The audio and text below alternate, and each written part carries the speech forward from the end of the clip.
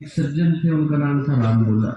वो अपनी पत्नी के प्रेम में अनुरक्त हुए और इतना प्रेम में अनुरक्त हुए कि चातुर्मास का समय था, बाढ़ आई हुई और बाढ़ में उनकी पत्नी मायके गई हुई थी। उनको लगा कि उनसे मिलना जरूरी है, तो अपनी पत्नी से मिलने के लिए वो बाढ़ के पानी के अंदर कूद गए। एक मुर्दा बह रहा है, मुर्दे का सहारा लेकर के जैसे तैसे उस पार को पहुंचे।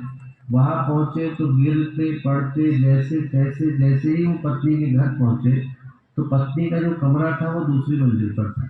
एक अजगर लटक रहा है, अजगर की पूंछ को पकड़ करके दूसरी मंजिल को पहुंचे।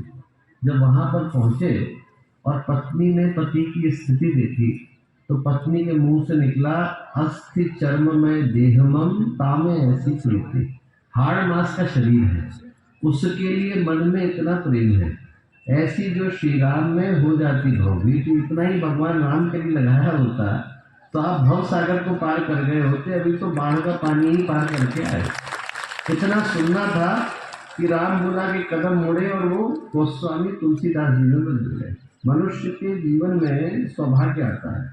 आज आप में से प्रत्येक के जीवन में सौभाग्य आया, पर सौभाग्य को घटित कराने के लिए जरूरी है कि उसको पहचान पाने की सामर्थ्य हमारे जीवन में विकसित। सिद्धार्थ अपने घर से निकले, राजकुमार थे। जब निकले तो उनने 3 घटनाओं को घटते देखा। देखा कि एक व्यक्ति वृद्ध है, उनके मन में प्रश्न आया, मैं भी होऊंगा क्या। उनने एक व्यक्ति को देखा कि बीमार है, उनके मन में प्रश्न आया, मैं भी पढ़ूंगा क्या। उनने देखा कि एक व्यक्ति की शव यात्रा निकल रही है, उनके मन में तुरंत जिज्ञासा हुई कि मेरी भी निकलेगी क्या। और 3 ही प्रश्नों ने सिद्धार्थ को बुद्ध बना करके खड़ा कर दिया। हम लोग ये सोचें दोस्तों कि आज की कलश यात्रा का आगमन आपके जीवन में आपको गोस्वामी तुलसीदास बनाने के लिए हुआ, आपको बुद्ध बनाने के लिए हुआ। जीवन में सौभाग्य का आगमन होता है, वो आता है और हमारे जीवन में बड़े दबे पांव आता है। ऐसे आता है कि आपको महसूस भी नहीं होता, और यदि कोई उसे पहचान दे तो उसके जीवन में सौभाग्य की वृष्टि करता जाता है। और यदि उस दृष्टि से देखें तो आज की जो कलश यात्रा है वो एक बड़े महत्वपूर्ण प्रश्न को लेकर के आई। प्रश्न ये लेकर के आई कि भगवान ने हम लोगों को वो कौन सा सौभाग्य दिया है जिसको पहचानने की आवश्यकता है। पहला सौभाग्य तो दोस्तों शरीर को धारण करने के रूप में मिला, जिसको हम मनुष्य का जीवन कह करके पुकारते हैं। भगवान ने जब इंसान को बनाया, इसके चिंतन को बनाया, कर्म को बनाया, पुरुषार्थ को बनाया, विचार को बनाया, भावनाओं को बनाया। आज हम लोग शेखावटी की भूमि पर हैं। सोच करके देखें कि वो सौभाग्य हम लोगों को किस दृष्टि से मिला। इस दृष्टि से मिला कि जब भगवान ने इन सारी चीज़ों को बनाया तो बनाने में जितना परिश्रम किया, पुरुषार्थ किया, भावनाएं लगाई, योजना बनाई, उतना शायद और किसी प्राणी को बनाने में नहीं लगाया। बनाने को तो 84 लाख प्राणी और भी बनाए, पर यदि हम लोग ध्यान से सोच करके देखें तो जितनी संभावना भगवान ने इंसान को देकर के भेजी उतनी और किसी को नहीं दी। संगीत की संभावना, साहित्य की संभावना, कला की संभावना, क्रिया की संभावना, धर्म की संभावना, अध्यात्म की संभावना, ज्ञान की संभावना, विज्ञान की संभावना, ये सारी की सारी संभावनाओं को लेकर यदि कोई एक प्राणी धरती पर आया तो उसका नाम मनुष्य है। एक माता पिता के अनेकों बच्चे होते हैं और माता पिता उन सारे बच्चों के अंदर एक बच्चे को इस दृष्टि से देखते हैं कि हमारी मन चाही संतान है, हमारी फेवरेट चाइल्ड है। उसको इस दृष्टि से देखते हैं कि इसके पास वो संभावना है कि कल को जब हम लोग वृद्ध हो जाएंगे, बूढ़े हो जाएंगे, रिटायर हो जाएंगे, तो हमारे काम को ये देख लिया करेगा, संभाल लिया करेगा। हमारी जगह बैंक चले जाएगा, हमारी जगह पर लोग काम निपटा देगा, हमारी जगह पर रिश्ते नातेदारों के साथ, सगे संबंधियों के साथ व्यवहार को निभा देगा। अब यदि हम लोग उस दृष्टि से सोच करके देखें तो हमारे पिता कौन? जगत पिता, उन्हीं ने तो हमें बनाया, परम पिता। हमारी माता कौन? जगन माता, और उनका कारोबार क्या है? संसार। अब यदि भगवान को अपने 84 लाख बच्चों के अंदर से किसी एक बच्चे को ये जिम्मेवारी देनी पड़े तो जिम्मेवारी किसको देंगे? मक्खी को देंगे, मच्छर को देंगे, किसको देंगे? हम लोग सोच करके देखें कि इंसान के अलावा और कौन सा प्राणी है जिसको भगवान ने संभावना देकर के भेजा कि उसके पास इस सृष्टि के कल्याण को कर पाने की संभावना विद्यमान है। हमारे अलावा दोस्तों और दुनिया में कोई दूसरा प्राणी नहीं जिसके पास ये संभावना हो कि वो लग करके सृष्टि के कल्याण को कर सके। शरीर की दृष्टि से देखिए, बुद्धि की दृष्टि से देखिए, भावनाओं की दृष्टि से देखिए, हर दृष्टि से देखें तो सारी की सारी संभावनाओं को लेकर इंसान धरती पर आया। और जो सबसे बड़ी संभावना हम में से प्रत्येक के पास विद्यमान है, वो संभावना श्रद्धा की संभावना है। श्रद्धा की, भावना की, विश्वास की संभावना इंसान के अंदर उस शक्ति को जन्म देती है जो परमात्मा को धरती पर आने के लिए विवश कर देती है। मैं कहूंगा दोस्तों कि आज जब कलश यात्रा का अवसर है तो हम लोग इस दृष्टि से सोच करके देखें कि ईश्वर ने वो श्रद्धा की, वो समर्पण की, वो विश्वास की संभावना हम में से प्रत्येक को देकर के भेजी है। यदि आपकी पुकार सच्ची होगी, आपकी भावना सच्ची होगी, आपके मन का, आपके हृदय का भाव सच्चा होगा, तो परमात्मा कहीं पर भी हो उनको धरती पर आने के लिए विवश होना पड़ता है। जो आज की कलश यात्रा है वो सही अर्थों में सोच करके देखें, पूछ करके देखें तो एक ही पुकार को लेकर के आया, और वो ये याद दिलाता आया कि आपके अंदर की श्रद्धा, समर्पण, विश्वास की पुकार उसी सच्चे हृदय से, उसी निर्मल हृदय से परमात्मा को, भगवान को, माँ गायत्री को इस धरती पर आने के लिए विवश कर दे। और ये सोचने की आवश्यकता है दोस्तों कि हम लोग यहाँ से लेकर के क्या जाए, एक ही चीज को लेकर के जाने की आवश्यकता है आज की कलश यात्रा में। और उसको ये लेकर के जाने की आवश्यकता है कि जब आप अपने अपने घरों को जाए तो ये सोच करके जाए कि आज जिस कलश को आपने धारण किया उसको परमात्मा ने आपको स्वयं देकर के भेजा। हम लोग इस संसार में प्रतीकों को लेकर के चलते हैं। हम लोगों के जीवन में जितनी घटनाएं घटती हैं वो प्रतीकों के आधार पर चलती है। आप जब ट्रेन को छोड़ते हैं तो ट्रेन का गार्ड जब झंडी दिखाता है तो ट्रेन के गार्ड के झंडी दिखाने से ट्रेन नहीं चलती है, वो इशारा है जिसके आधार पर ट्रेन चलती है। वैसे ही जिस कलश को आपने धारण किया वो कलश इशारा है उस शक्ति का, उस संभावना का जो मनुष्य अपने जीवन में लेकर के आया। सौभाग्य आप लोग लेकर के आए, वो चीजें लेकर के आए जो किसी अन्य प्राणी को नसीब नहीं। और उसमें भी सबसे बड़ी शक्ति आप लोगों के हृदय के अंदर विद्यमान है, जिसके लिए आपको कहीं देखने की आवश्यकता नहीं। आपको भगवान को पुकारना हो तो भगवान को पुकारने के लिए न तो उनको ईमेल करने की आवश्यकता है, न व्हाट्सएप करने की आवश्यकता है, न मैसेज करने की आवश्यकता है, दिल में गहरे उतरने की आवश्यकता है। जो अपने दिल के अंदर गहरे उतरता है वो भगवान के साथ संबंध को स्थापित करने की स्थिति में होता है। एक संत थे, उनसे उनके शिष्यों ने पूछा कि एक बात बताइए, वही गायत्री का मंत्र है उसको बोल करके विश्वामित्र ब्रह्मर्षि हो गए, हमारे जीवन में कोई चमत्कार क्यों नहीं घटता है? संत ने कहा कि प्रश्न अच्छा है पर उत्तर यहाँ न देकर के बाजार के अंदर दूंगा। लेकर के गए, वहां पर गए तो उन्होंने देखा कि एक जगह पर मंदिर बन रहा है, लोग अपने कंधों के ऊपर ईंटें लेकर के जा रहे हैं। संत ने उन लोगों को रोका, एक व्यक्ति को रोका, रोक करके उससे कहा कि क्यों भाई क्या कर रहे हो? वो व्यक्ति गुस्से से आग बबूला हो गया, बोले कि साहब आपको दिखाई नहीं पड़ रहा, मेरे कंधे के ऊपर ईंटें लगी हुई है और आप पूछ रहे हैं क्या कर रहे हो? अरे बोझ उठा रहा हूँ और क्या कर रहा हूँ। संत ने कहा गुस्सा मत करो, दूसरे को रोका, तुम क्या कर रहे हो?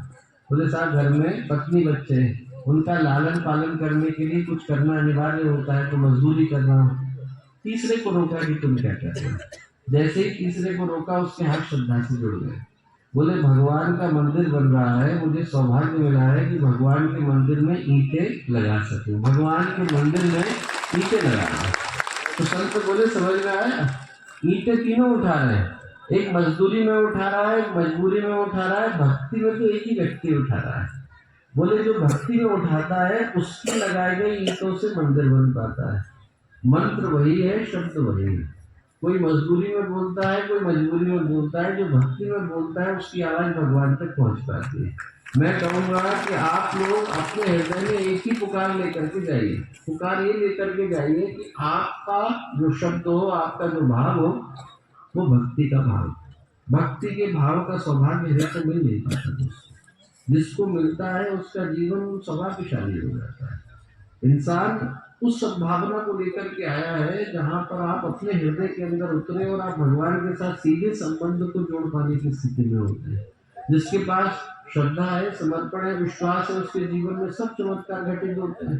प्रहलाद की पुकार पर भगवान खंबा फोड़ करके निकलते हैं, मीराबाई की पुकार पर भगवान पत्थर के अंदर से निकलते हैं, अपने आप को सांप से डसवाते भी है, जहर भी पी करके जाते हैं। एकलव्य की पुकार पर द्रोणाचार्य निकलते हैं, उनको धनुर्धर बना करके जाते हैं।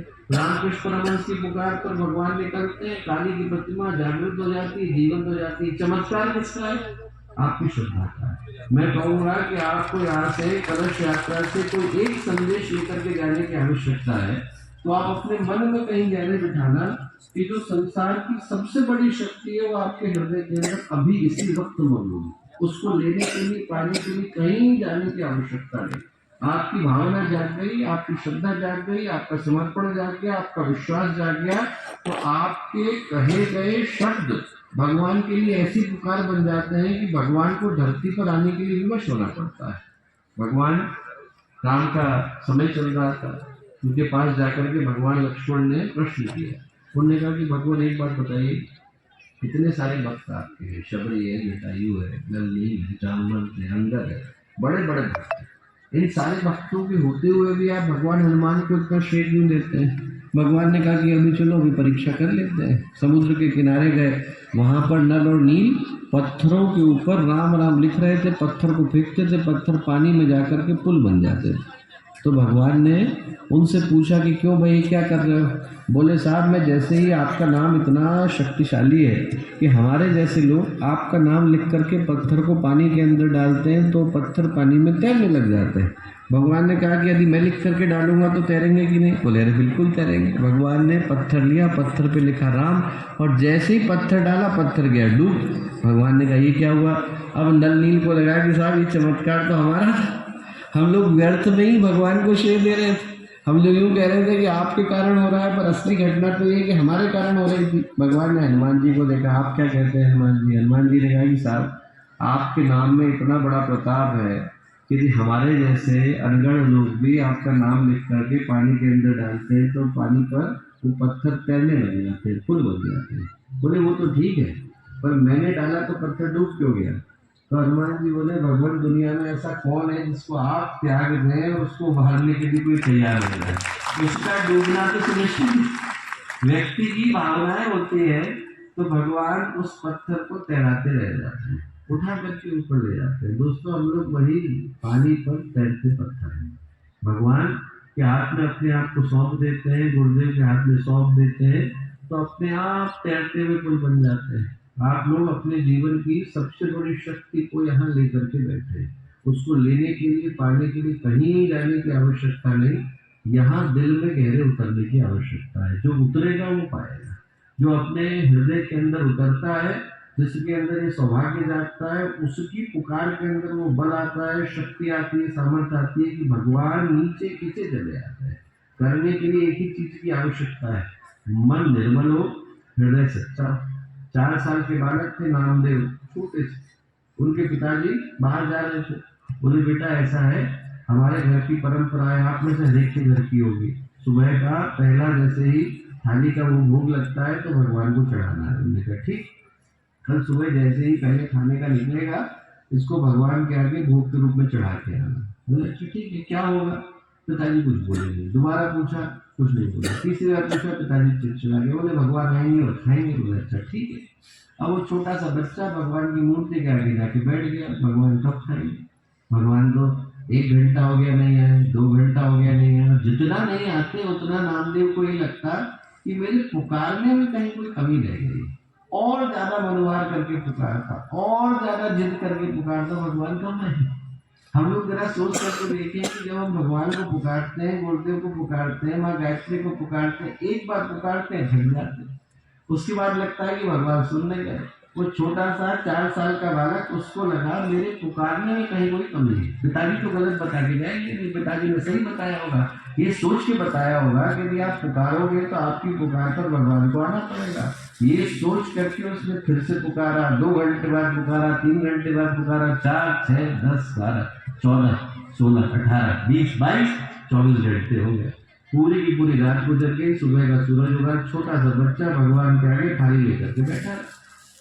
भगवान के पास सारे देवी देवता गए, बोले वो 4 साल का बच्चा आपकी प्रतिमा के आगे, आपकी मूर्ति के आगे भूखा प्यासा 24 घंटे से बैठा है, भगवान जाके खाना खाओ। भगवान निकले, प्रतिमा के अंदर से खाना खा के गए। पिताजी लौट करके आए। जब पिताजी लौट करके आए और उन्होंने देखा कि वो थाली तो कोई खा गया है, उन्होंने कहा कि थाली को क्या हुआ? बोले अरे भगवान आए थे, खाना खा गए। अरे मुझे झूठ बोलता है, हमने तो इतने दिन से चढ़ाया, आज तक भगवान नहीं आए। बोले नहीं, आप देखना, दरवाजे के पीछे चुप करके बैठ जाइए। दरवाजे के पीछे भगवान बैठे। नामदेव ने पुकारा तो नामदेव की पुकार पर भगवान उस प्रतिमा के अंदर से निकल करके आए, खाना खा करके गए। जो चमत्कार है वो आपकी श्रद्धा का है दोस्तों। भगवान कहीं नहीं, भगवान हमारे चारों ओर है। सिर्फ हमारी पुकार के अंदर बल के होने की आवश्यकता है। वही नामदेव, उन्हीं की परीक्षा लेने के लिए भगवान ने बड़े से ब्रह्म वेताल को भेजा। जैसे ही गांव के अंदर आया, सारी की सारी झोपड़ियां उड़ने लग गई। लोगों ने सोचा कि साहब इतने बड़े भूत को देखकर, इतने बड़े प्रेत को देख करके साधना करना छोड़ देगा। हो गया उल्टा। वो गए नामदेव और भूत को जाकर के गले लगाया और क्या बोले? भले पधारे लंबक नाथ। आज तो लंबे वाले भगवान है। भले पधारे लंबक नाथ, धरती पांव स्वर्गलो माथा, योजन भर लाभे हाथ। इतना जाकर के भूत को गले लगाया कि भूत वापस चला गया। बोले साहब पहली बार ऐसे भक्त से सामना हुआ है जो भूत के अंदर ही भगवान को देखता है। व्यक्ति के अंदर श्रद्धा आ जाए तो कण कण के अंदर भगवान, हर जगह पर भगवान। मैं यही प्रार्थना करूंगा कि ईश्वर आपको कलश यात्रा के माध्यम से ऐसा सौभाग्य प्रदान करे कि जहाँ पर आप जाए, जहाँ पर आपके चरण पड़े, जहाँ पर आपके हृदय की भावनाएं जाए, वहाँ पर आपके माध्यम से ईश्वर की भावना का संचार। सिर्फ कलश को उठाने के लिए आप लोग क्यों किया? आप लोग आए हैं अपने हृदय में उस भावना को धारण करने के लिए, जो हमें प्रहलाद बनाती है, जो हमें ध्रुव बनाती है, जो हमें संत बनाती है, जो हमें साधक बनाती है। मैं यही प्रार्थना करूंगा कि वो भावना आप लोगों के माध्यम से संचरित हो, जन जन के जागरण का आधार बने। और आज तक जो लोग शांति को नहीं आ पाए, उनमें से प्रत्येक को शांति में बनाने का माध्यम दे। आप में से प्रत्येक को, आप लोग ये मत सोचना कि हम लोग इतनी दूर से चल करके आए, जैसलमेर की यात्रा थी, आज आप लोगों के पास पहुंचे, 3 दिन से निरंतर चल रहे हैं। पर क्यों पहुंचे? इसलिए नहीं पहुंचे कि हम लोग कोई शांति कुंज से आपके लिए विशेष संदेश लेकर के आए। आप में से जितनी बहनें बैठी हैं, आप ये सोचना कि शांति कुंज से कोई नहीं आए थे। कौन आए थे? आपके भाई आए, आपको बुलाने के लिए आए, ये कहने के लिए आए थे कि आपका अपना परिवार वहाँ पर है शांति कुंज के अंदर। आप शांति कुंज के अंदर आएंगे तो पाएंगे कि एक जगह पर पूरा का पूरा भारत गुरुदेव ने ला करके बसा दिया है। आपका अपना परिवार, आपका अपना घर, आपका अपना समुदाय शांति कुंज के अंदर निवास करता है। एक बार आप लोग इस भाव के साथ वहाँ पर आना कि हम लोग देख कर ले तो आए कि ऐसी कौन सी दुनिया में जगह है जहाँ दुनिया का हर व्यक्ति आता है, अपरिचित आता है, अनजान आता है और अपना होकर के जाता है। उस जगह पर आप आएंगे तो सौभाग्य को महसूस कर पाएंगे। मैं यही प्रार्थना पूज्य गुरुदेव से, वंदनीय माता जी से, आदि शक्ति से करता हूँ कि आज जिस सौभाग्य के साथ आप लोगों की यात्रा प्रारंभ हुई, उसी सौभाग्य के साथ यहाँ का 108 कुंडी गायत्री महायज्ञ का एक क्रम संपन्न हो। हम लोगों को यहाँ पहुँचते पहुँचते थोड़ा विलम्ब हुआ, उसके लिए मैं क्षमा प्रार्थी हूँ। हम लोगों की यात्रा बड़ी लंबी थी। हम लोग सुबह 3 बजे ही जोधपुर पहुँच पाए थे। जोधपुर से यद्यपि सीधे आप ही लोगों के पास ओसिया होते हुए आने का था, पर चूंकि बीच में कुछ क्रम और जुड़ गए, इसलिए पहुँचते पहुँचते विलम्ब हुआ। उसके लिए मैं पुनः हृदय से आप लोगों से क्षमा प्रार्थी हूँ और ये प्रार्थना करता हूँ कि आप लोगों का यज्ञ निश्चित रूप से सफल हो, हर व्यक्ति के जीवन में सौभाग्य का संचरण हो, हर व्यक्ति यहाँ से शुभ ऊर्जा को, शुभ संकल्प को लेकर के जाए। ऐसी पूज्य गुरुदेव से, वंदनीय माता जी से प्रार्थना है। आप सबको पुनः बहुत सारी शुभकामनाएं, बहुत सारी मंगल कामनाएं। बोले भारत माता की।